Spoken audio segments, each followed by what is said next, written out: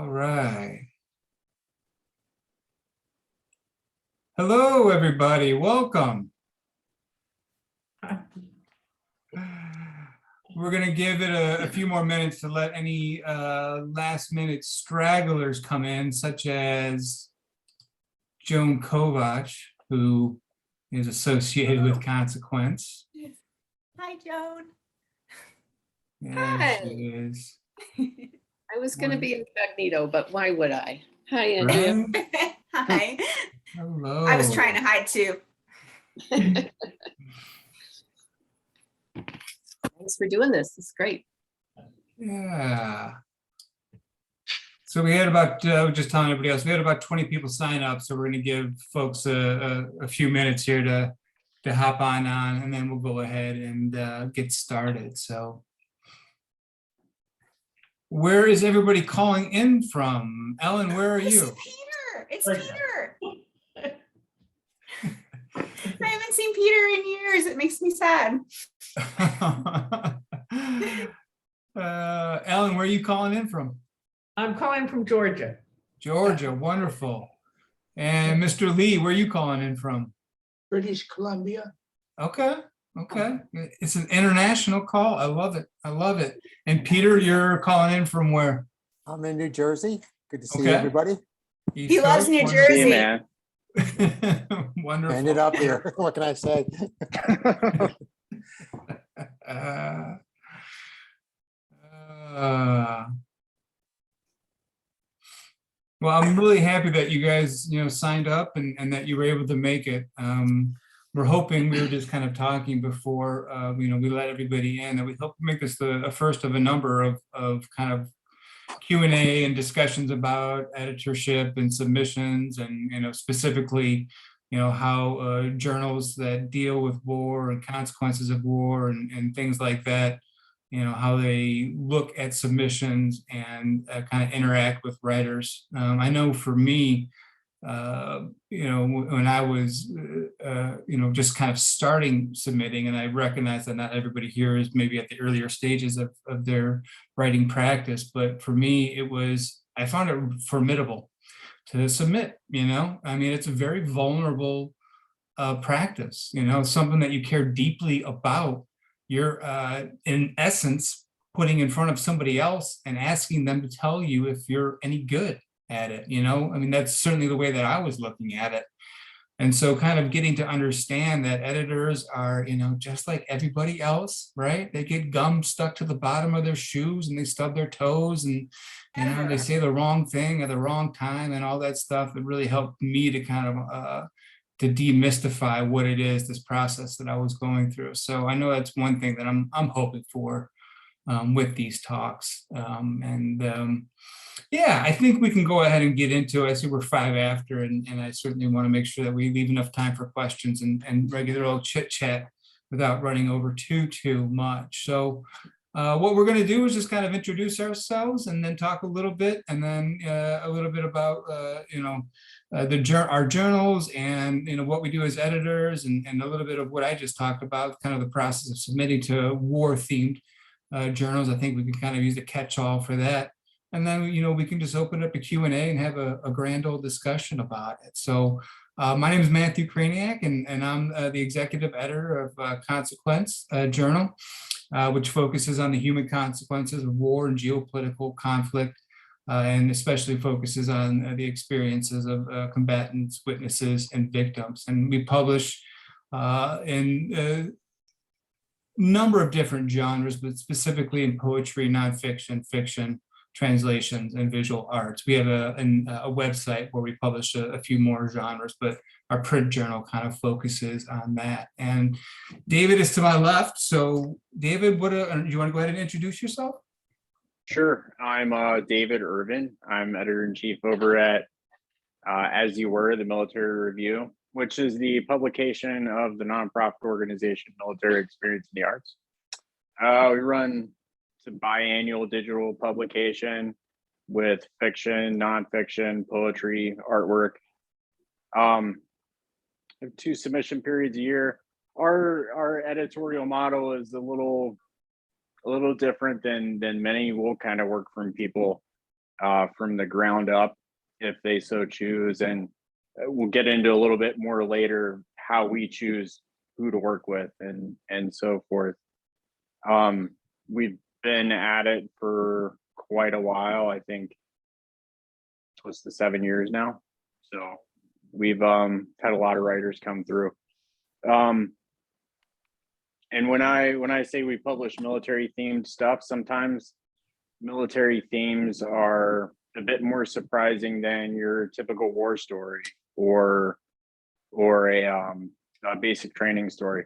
Sometimes it can be a daughter, or sometimes it can be we had a really brilliant poem from a VA psychologist, for instance. So those things that are kind of tangentially related, but we're really examining the impact of military service on society at large. So that's a little bit about us. Yeah, thanks, David. And Andrea? Well, yeah, first I just want to express my appreciation for both of your publications. I'm a huge fan. I think you guys have been doing amazing work for about the exact same time span that Wrath-Bearing Tree has, which is a long time span. But you guys have been putting out consistently really high quality moving work. And as an editor, I think that is what moves me, like the quality of the work that we're getting. Wrath-Bearing Tree has been publishing, so we actually have a very high publication pace. We publish the first Monday of the month. We've published the first Monday of the month for 8 years. So that's a lot of reading for the editors. I know my backlog is horrible. But I think, so Wrath-Bearing Tree was founded by 4 combat veterans. It was started initially by Adrian Bonenberger and Michael Carson. Then they added Matthew Hefty and Drew Pham. And then they asked me. It's John McAdam. Hi, John. Yeah, they asked me, and I was, I'll make this really brief, but I was just very surprised because I was like, why are these 4 combat veterans asking me to be an editor for their magazine? I was never in the military. I am a military spouse. I've been a military spouse for 16 and a half years. And they wrote a whole, Matthew Hefty's a lawyer, so he wrote this whole statement about what they wanted to do with their space. And they were like, we don't want this to be just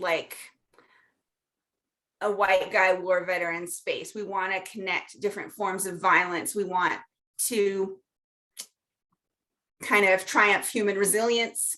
And so we've worked a lot through that. We now have 10 editors and 3 board members. So we're not huge, but we're all really good friends, which is the most pleasant thing in the world. Like when we meet up for Zoom meetings and stuff, we're all just like, hey, it's just that we're just really good friends. So yeah, so Wrath-Bearing Tree. So we're trying to bridge different forms of human experience. So we really made a concerted effort to reach out to non-military writers, people who were victims of gender violence or racial violence, things like that, and incorporate that into the magazine. And I know that you guys have done that too, and I really respect that. And so yeah, that's us every first Monday of the month. And I'm the editor-in-chief, but all our editors are really involved, and so really I'm just like a normal editor. But, yeah.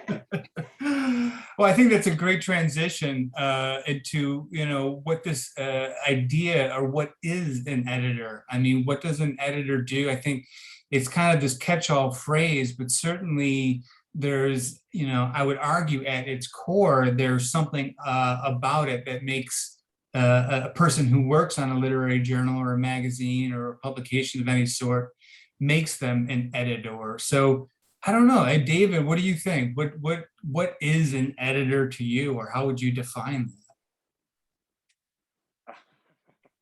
that? I'm laughing because I had this conversation earlier today where I was reading something and I wrote down a question, and I texted the writer, and I was like, man, what an absurd question to write down. Only an editor would do this.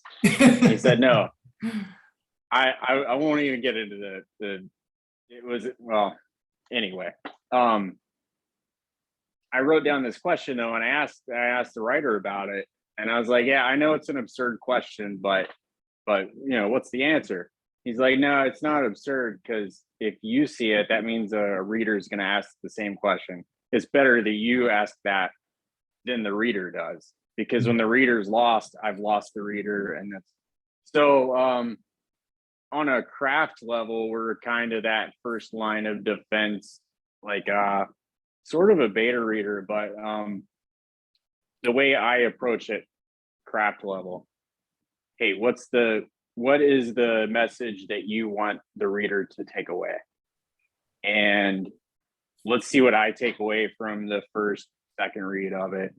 All right, let's see what we can do to make sure that your piece gives the message you want to give in the most economical and most powerful, resonant way possible.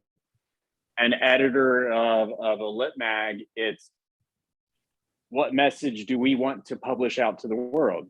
What kind of stories do we want to illuminate and promulgate out through the public?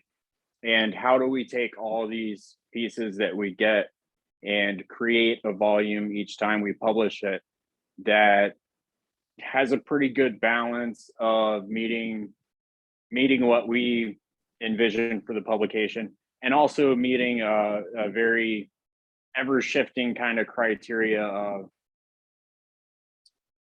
is this covering a lot of bases, or is this too heavy in say like basic training stuff? And so really it's a balancing act, and it's our task is just to bring things to the public in a manner that makes the most sense and it makes the most impact, we think. We hope. Yeah. We hope. Yeah. I don't, Andrea, what do you have to add to that? Well, okay, so tell me the main gist of the question again, because his answer was very good. So yeah, what do you, how do you see what an editor is? What are their functions? And kind of what is it if a alien spaceship landed and little green men came out and the only thing they wanted to know from you was what is an editor? What would you tell them? That would be a very weird thing for them to want to know. But okay, so yeah, my role, I mean, mostly I just read and read and read. I think there are several joys for me, which one of the main ones is finding first-time writers. This has been a really big push that I made when I was voted as editor-in-chief of the journal. I love publishing first-time writers. They are thrilled. They're often very good. And my other big push as an editor has been trying to be able to pay our contributors.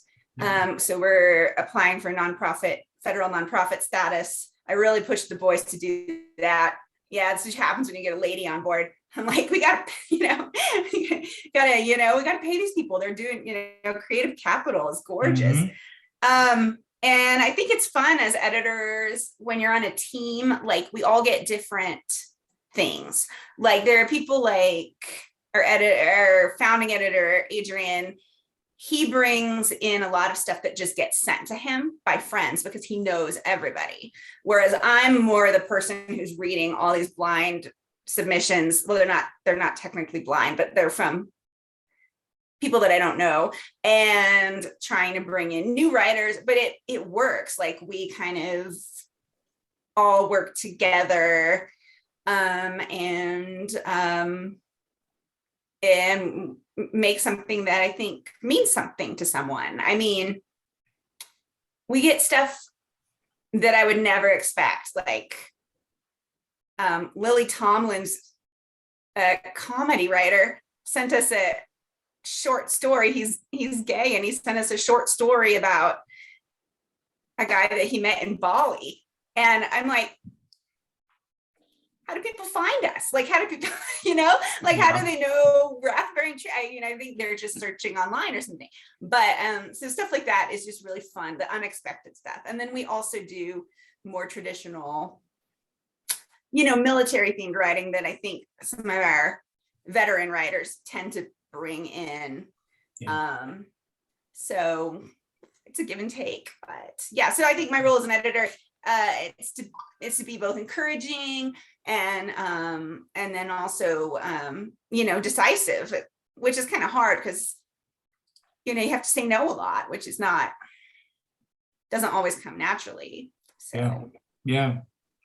And I think, speaking for Consequence, there's, we've been fortunate enough that over this past year and a half, since I've come on, we've been able to expand our editorial staff. We now have upwards of 20 people who work on the editorial staff, and each of them has slightly different kind of responsibilities, but certainly a lot of them overlap. And I think the one thing that I would say to kind of define what an editor is somebody that manages a relationship with a writer. Because certainly, there's you're at a remove because, things are submitted, work is submitted. And so you obviously don't know these individuals who are submitting work, but you inevitably interact and impact them in some way. Hopefully it's to say, hey, we really like your work. We'd like to accept it and whatnot. But even, the majority of the submissions are, hey, we're sorry, but this isn't right for us. But you're still interacting with them. You still need to kind of remember that, this is an individual, kind of like what I was talking about earlier, that, people are, in a sense, submitting your work to a publication is a very vulnerable act. So kind of remembering that as an editor, that, you're dealing with somebody who, hopefully, it has very strong feelings about the work that they're sending, has attachments to them, to the work. So I think that, a lot of the editors here at Consequence, especially the ones that deal more with the submitters directly, think about their role as kind of a way to engage in, I don't want to say relationship management, but certainly a way to make sure that they're being sensitive and thoughtful about the ways that they speak and interact with writers. So, I mean, they're very much the face of the organization in the sense that they might be the only person that the submitter interacts with, with Consequence. So, it's a lot of other things. I mean, certainly I'm at a little bit of a remove from that, although I do read work. Usually for us, there's a chain that it goes through where the reader reads it first, hence the name, and then the assistant editor, and then the assistant genre editor, and then the senior genre editor, and then it works its way up to me. So I also deal with a lot of finance stuff, such as 501c3 stuff and whatever else. So but ultimately, an editor is somebody, in my opinion, whose main responsibility is interacting with the writer. I think that's, really kind of leads into, what this interaction, what makes for a good one, especially from the perspective of the submitter.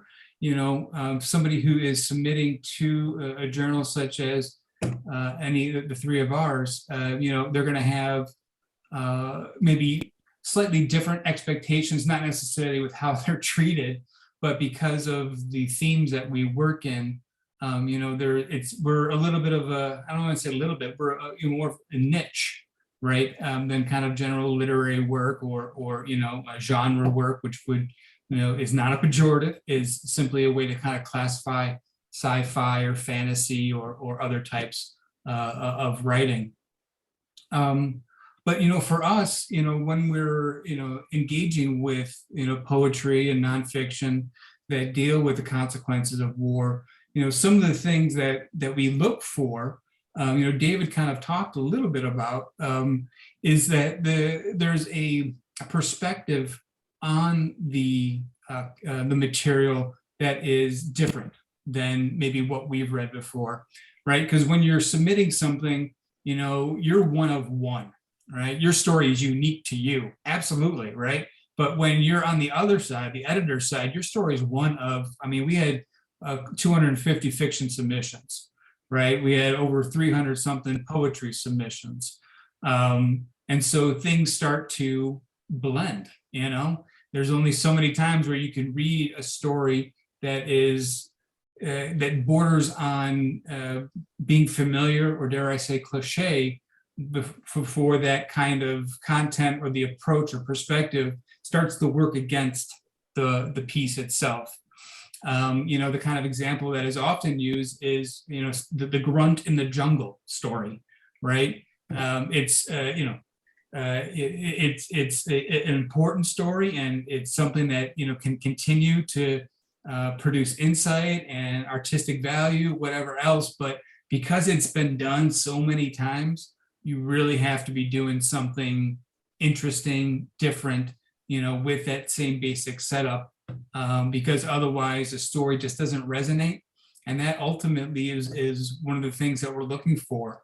You know, I don't think that's specific to journals that deal with military experiences or with war or geopolitical violence, things like that. But certainly that's something that we're, as a publication that is looking to create dialogue and discourse, we want to make sure that the pieces that we're putting out there have that ability to stir in people, you know, interest and discussion, whatnot. So yeah, I don't know, I'm kind of switching into here the best practices for submitting and stuff like that. So I don't know, flip back over to Andrea. You know, what are some of the things that, you know, are that advice that you would give to submitters about best practices for submitting, kind of just in general, maybe not even to a war-themed journal?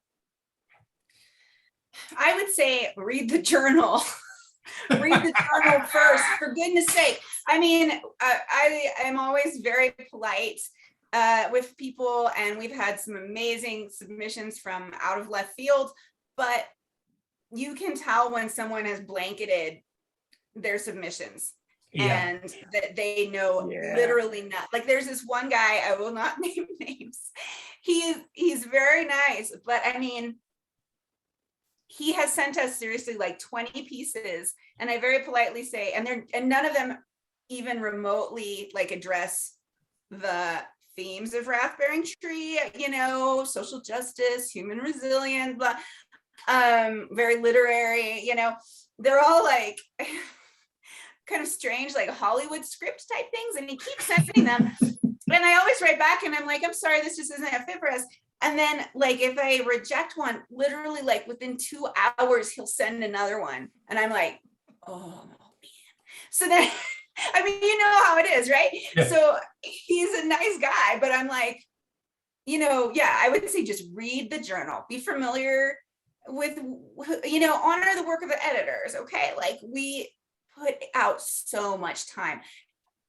When I send a rejection letter, I always include very specific points about the piece, suggestions for improvement, sometimes even like line edits. Like, I work my ass off. And so I'm like, well, honor us by, you know, just sending us stuff that you think actually fits our publication. We're all volunteers. None of us has ever made a penny off of this. In fact, we've put thousands of dollars into it. I know Mike Carson just paid $1,700 to help us get our nonprofit status. I mean, that's how dedicated we are. So not to make us sound like martyrs or anything, but like editors, I think people, it's interesting because sometimes I read things on Twitter where people are like, got rejected, these jerks. And I'm like, well, I mean, we're all volunteers, you know? Like, so that's my advice. Read the journal that you're submitting to. David, what do you have to add to that? Yeah, definitely reading the journal is that's first and foremost, and So you see the set of guidelines and you might focus on something like the font. Well, why is it 12-point font? Why is it double spaced? And why is the word count the way it is? It's a very arbitrary set of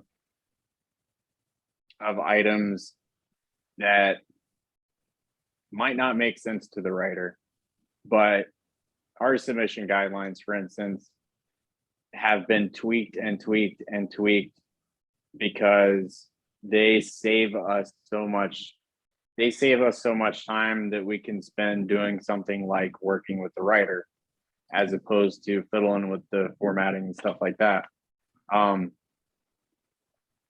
like the word count, for instance, we used to have 5,000, and we got into a situation where most of we had kind of a powwow, and we found that most of the stories that were 5,000, we were editing them down to about 3,500 or 4,000. We're like, well, Wow. let's just go ahead, and if you can write a tight short story, you can do it in 4,000.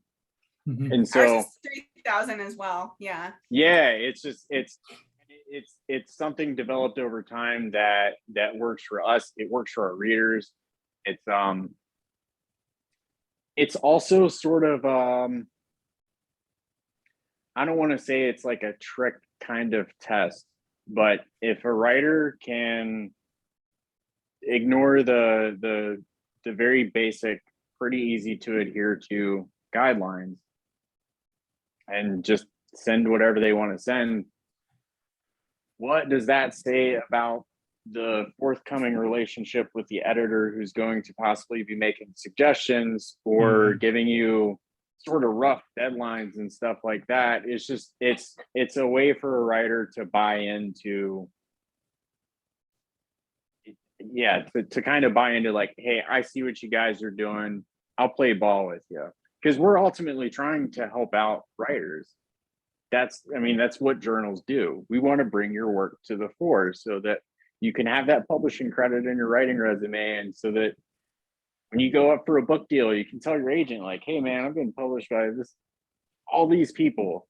And it's just a very basic, it's a very, very basic thing that oddly enough just gets ignored very, very often. And we're not cutthroat necessarily, but when it comes to submission guidelines, I mean, it's a pretty easy call. We're not going to reject a piece necessarily for font, but something like 6,000 words when our word count's 3,500, like, yeah, man, we have to reject that one. So yeah, that would be another very basic thing, and probably among the easiest for a writer to do. Yeah, and I think what dovetails into that is reading the guidelines for submissions, because that's something, when you see that 6,000 word, short story, that they haven't kind of done their homework. And especially, I know for like Consequence, the submission guidelines are, right next to, basically they're one click away from the actual submission button itself. So, it's real. And especially when, there are a lot of things to read. Yeah, we're not going to reject somebody because of their font, but I know me personally, at some level, if you're single spaced or whatever else, that tells me that, you haven't taken the time to kind of review the submission guidelines. And so that is a little bit of a mark against an individual. It's not a big mark against, but certainly, if you're competing for 3 spots and there are 250 other, competitors, so to speak, or applicants, so to speak, well, at some point you need to start kind of figuring out how to differentiate one from another, all work being equal. So yeah, reading the submission guidelines, and most, journals have them somewhere. And if not, if you want to take the extra step well, no, I think just reading the work kind of can let you know too, what their guidelines are if it's not published in a kind of easy to find space, because some don't. I know some journals that I have submitted work to, they just don't have submission guidelines, but for the most part people do, and there's a standard anyways, 12-point font and all that other stuff. So, and that actually goes into another thing.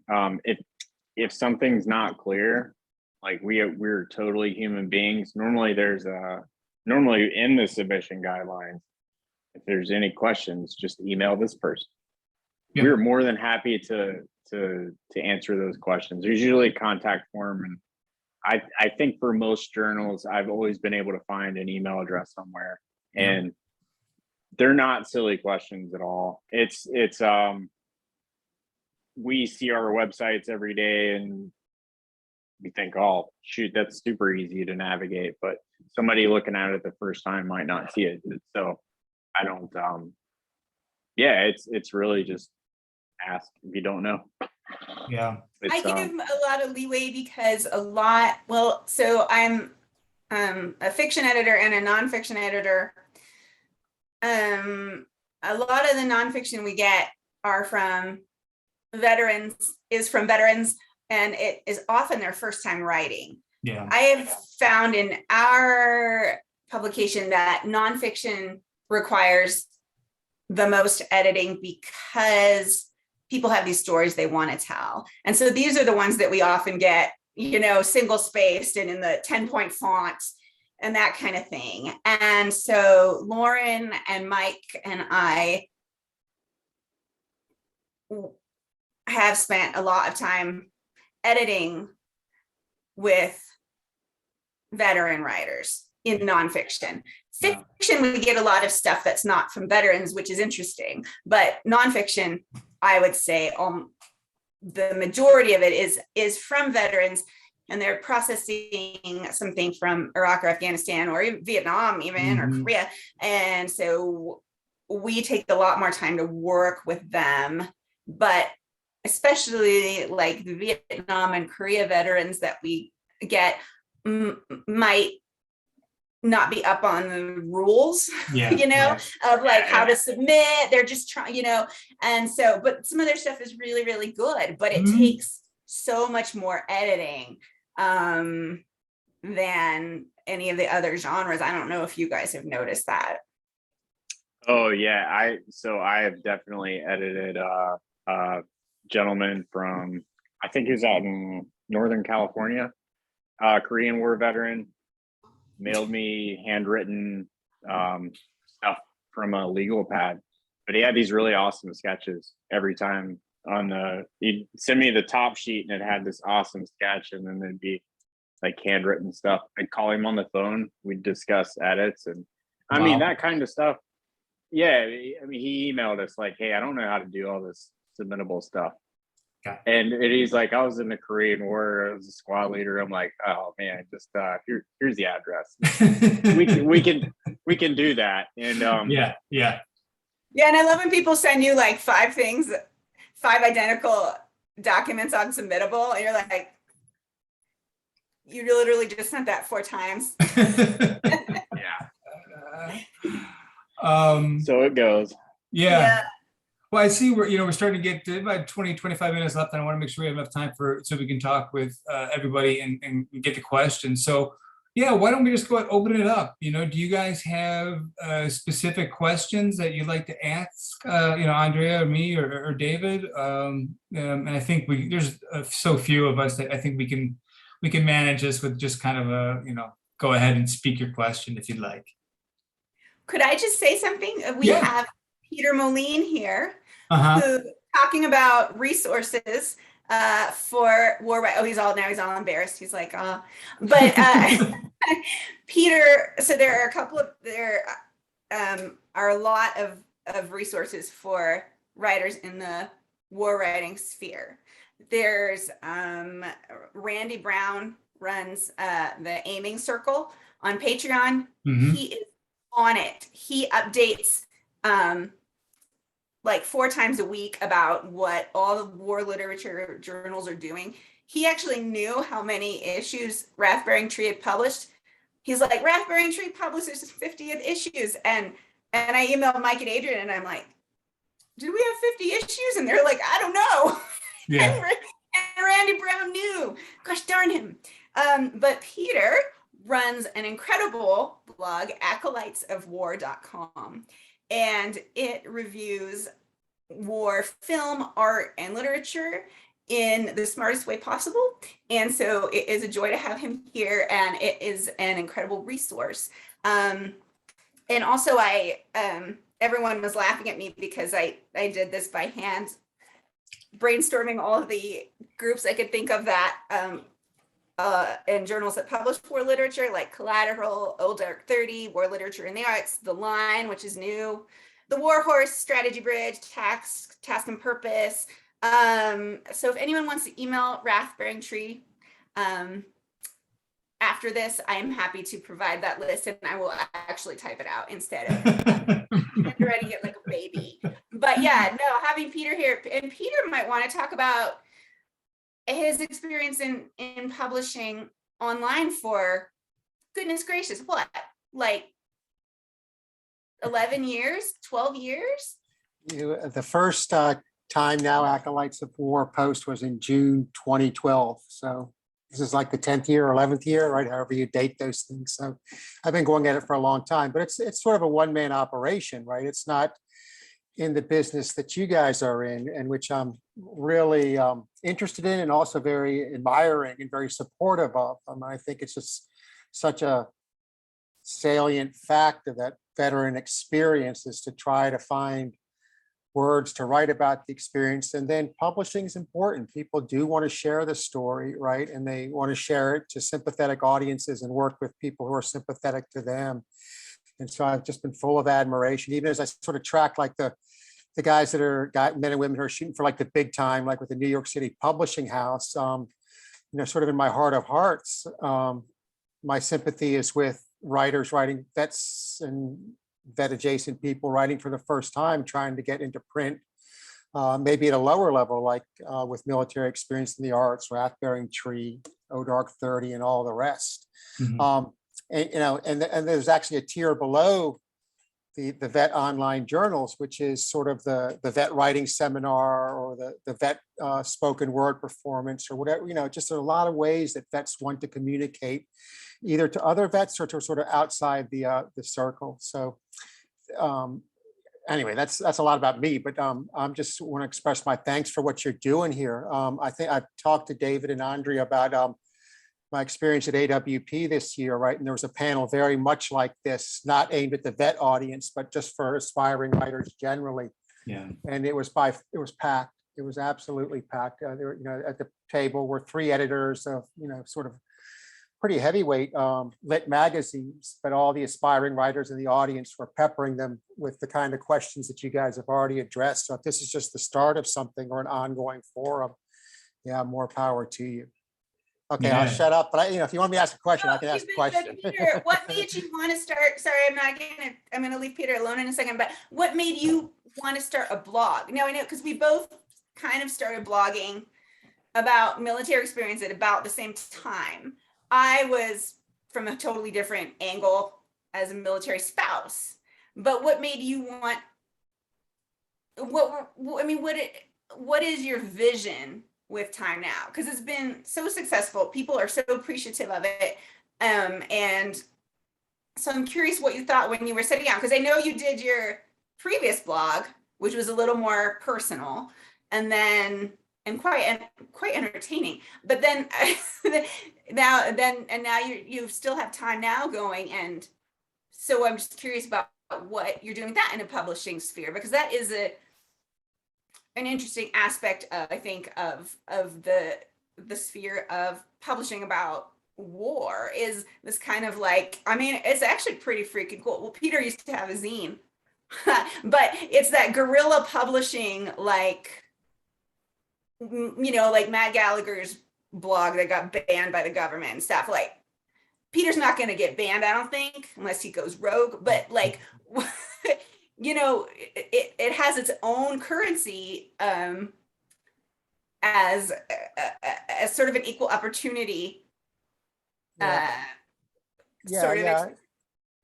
Yeah, so I was a soldier, an officer in the Army, and I served in Afghanistan. I started a blog and I was sort of tiptoed up to it, right? But I shouldn't have, because blogs were everywhere. And David, I know you're pretty much aware of that too. But back 2008, 2009, 2010, there wasn't a vet writing scene per se that was focused on journals, but there were all these do-it-yourself blogs, right? And so that's where my first one was. Now, as I kind of thought I told all the exciting stories I had to tell, right? And that was my own impulse to publish.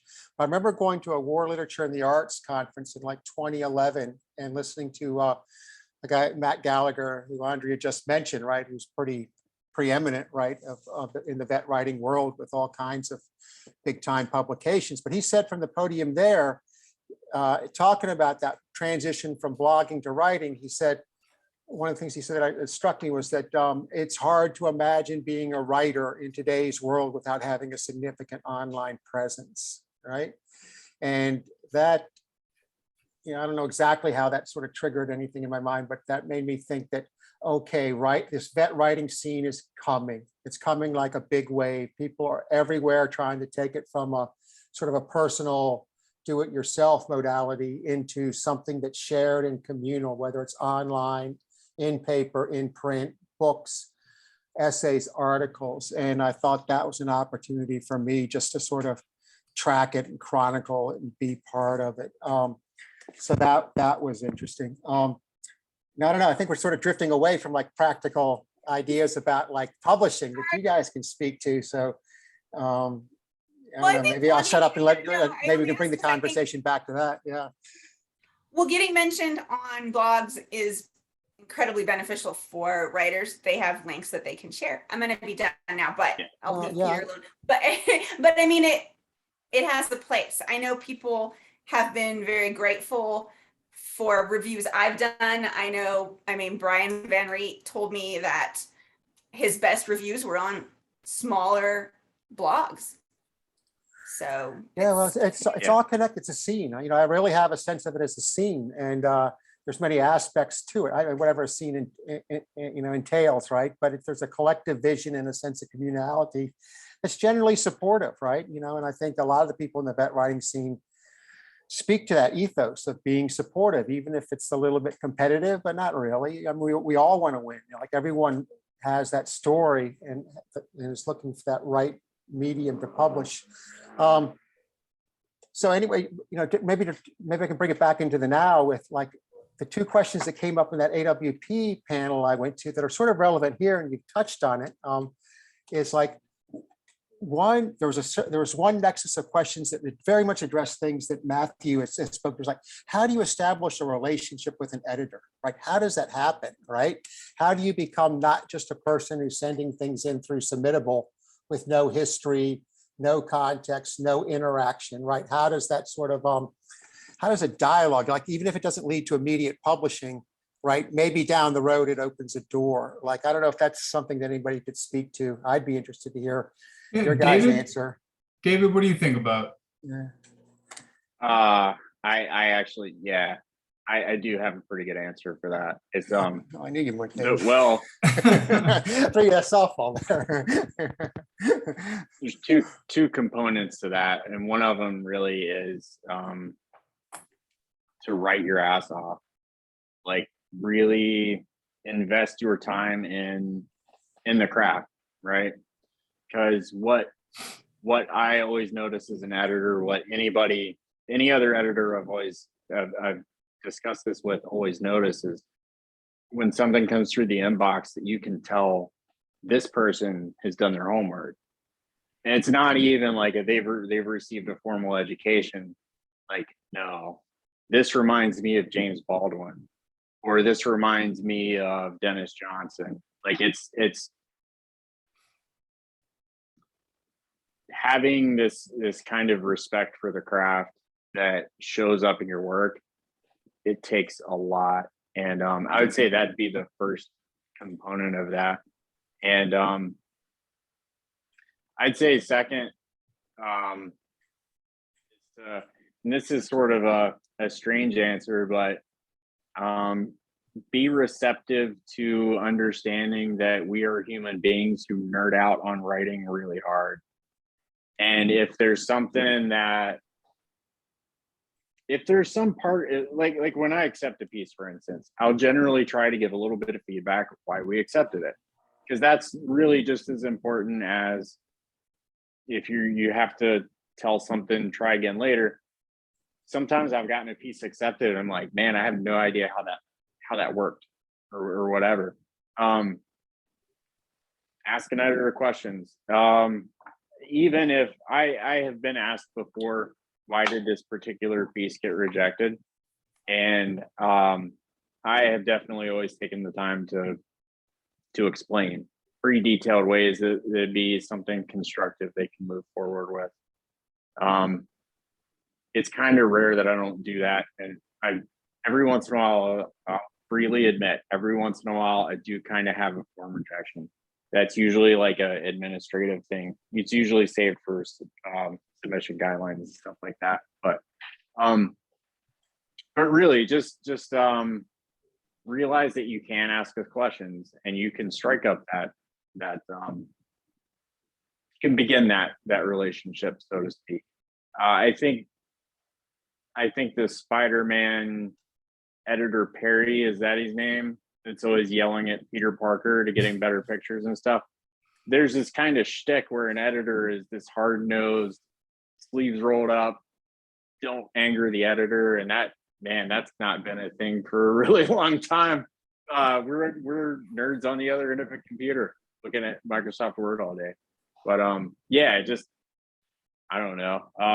Put yourself out there, I guess, would be one way to put it. Well, I yell at everyone. I even yell at my fellow editors. No, I'm kidding, but I can take you one further.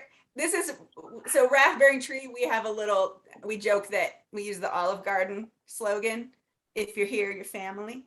So we had one of our contributors stranded at the Colorado Springs airport. I live in Colorado Springs.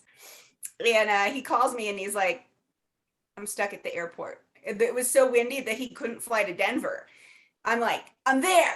So my daughter and I are in the van and we zoom over and we get him and he stays the night at our house. And then the next day we drove him to Boulder to go to a Grateful Dead concert. So he's like, this is just one of our, and it's actually started a wonderful friendship. Like I'm helping him with his book tour this fall. We're going to go to Houston and Denver and all over.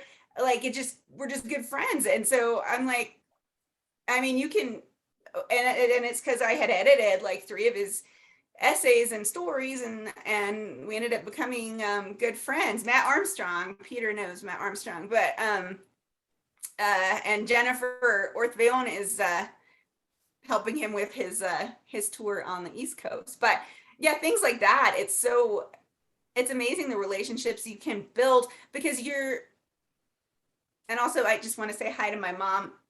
She just showed up. I'm like, Hey. My mom is my major attendee at anything I do, but well, you're reading someone's imagination. There's almost nothing more private. They are sending you their imagination, and we have to treat that with respect. Mm-hmm. Like I never have written a mean rejection letter. Sometimes stuff just isn't a fit for us, or they maybe just need more practice.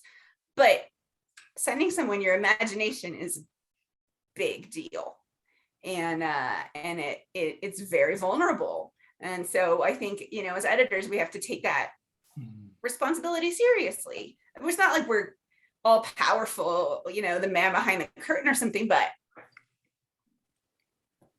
yeah, we've been entrusted with something tender. And so I think that's important to remember. As editors. Yeah, no, I agree. We'll see if if anybody else has some questions. I'd love to hear it. Lee, do you have any questions that are kind of burning a hole in your shirt? No, I've actually appreciate the things that have been said so far. I know David, he knows some of my work. I know your voice too from telephone conversations. Is that right? Okay. Yes, sir. I can vouch for what he says. Very supportive. Sarah Maples, for example, when I first started, was outstanding, to say the very least. So Yeah. I'm sort of in that position of trying to get what I think are my stories out there. And they're all over the place, from military to how I feed goats. So Yeah. I really don't have any question. I appreciate what you guys have been sharing. Yeah, no, thank you. What about Ellen? What about you? Do you have any questions for Andrea or David or me? No, I'm actually just, I worked with David back like 2 years ago on a story, and then they also took a poem of mine, and I've written for ODARP 32. Yeah. So I just have, I appreciate what you all do. It's been, yeah, I was a veteran Navy. I have a daughter and a son is in the Army. My daughter was in the Navy. My husband was in the Army. So, and we're still all around that. So Yeah. I write some of my things are from a different perspective, not combat, because that wasn't, but it's sort of the kind of the family side of it, or the side of the I spent a lot of time with some really older folks, and just some of the things where they remember from what they wanted. They still want to go back to their unit. I don't know how to. That's still I don't know. I guess I was always just surprised that, you've had all this other life, and that's still what, that it's something that sticks. So, so yeah, that's what. Yeah. Ellen, I actually remember your story very well. It was a very good example of something that it didn't deal with combat. It didn't deal with anything really traditionally what we would consider military themed, but it was a very peculiar way in which a veteran dealt with grief. Yeah. And that was, I remember reading that and thinking like, yeah, that's the kind of stuff we need to delve into, because especially even as Iraq and Afghanistan veterans get older, one of the things we're looking for as editors was like, well, how does this follow us through later stages in life? For instance, have read a few about parenting as a Iraq and Afghanistan veteran, and in 2013, 2015, you didn't really see that, and now you're seeing this. Now you're seeing this very cool thing where the creative lens is being cast on very different stages of life, and it's just fascinating. But Ellen's story showed us that from a further advanced. I think the main character was a Vietnam veteran. He was his kids were grown and he had grandchildren, but that's been very cool to see. Definitely something to look for as an editor. And I think it's been really fun to see the really weird fiction that's been coming out. Like, for some reason, it took like a decade to come out from some of your veteran writers, but we are getting some weird stuff that is my, not to curse, but that's my shit. Like, that is what I want to read. It's like I edit nonfiction too. But I mean, in the last 2 months, we had a story where Death himself arrives at a unit in Afghanistan and needs someone to replace him on a TDY. I mean, I was like, this is brilliant. And then we had another one just this month where, what happened in that one? This unit in Iraq invents a kind of imaginary character, and then no one can like figure out if he's actually real or not. And they make up so they have to like host a fake funeral for him to like cleanse their memories. Like, this stuff is coming in. This is from veterans. And and I appreciate the military family member thing too, very, very much. And we get quite a bit of that, but which is often very, very good. But yeah, like people are still writing, veterans are still writing really inventive, weird stuff. And it is so fun when you get that piece and you're like, oh, you know, and then you get to be like, yeah, I want this one. And yeah, so I don't know. I don't know if it's that people are still processing stuff or or if it's people who were creative originally and are now just sending stuff out.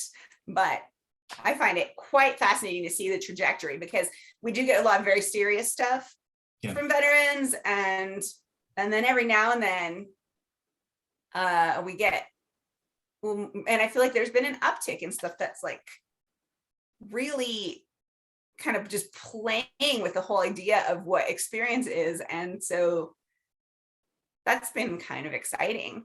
I'm going to be sad when I'm not editor in chief anymore.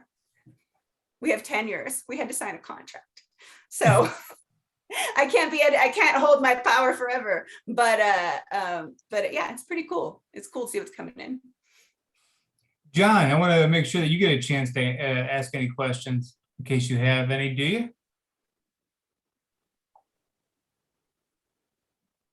Hello. Hi, John. Hi. John's a pretty damn good writer. Yeah. Thanks. I didn't have any questions particularly.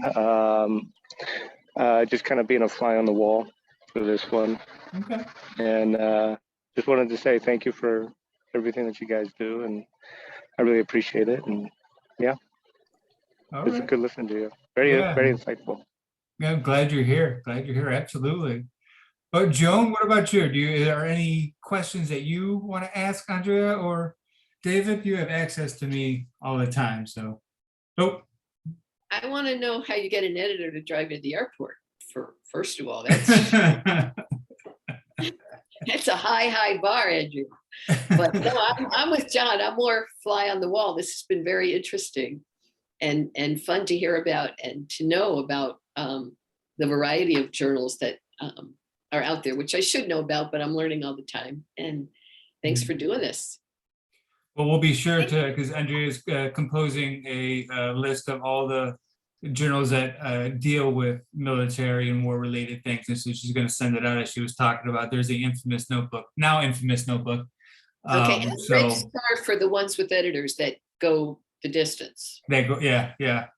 Okay. And yeah, that's a good clue. Joan, If I you just ever, want to say Consequence and Military Experience in the Arts are two of the gold standards, like that Raspberry Tree aspires to. I mean, yeah, you guys have done such amazing work. We have so much respect. Our whole editorial team has so much respect, and for Peter's work with Time Now. So, and also my mom. Hey.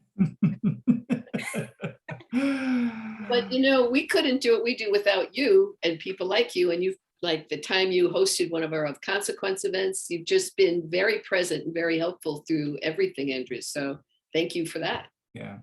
Thank you. Yeah. Yeah, and I think that's unless anybody else has anything else to say. I see we're at the top of the hour, and I like to keep to our commitment of saying that we're just going to be from 7 to 8, at least here in Central Time.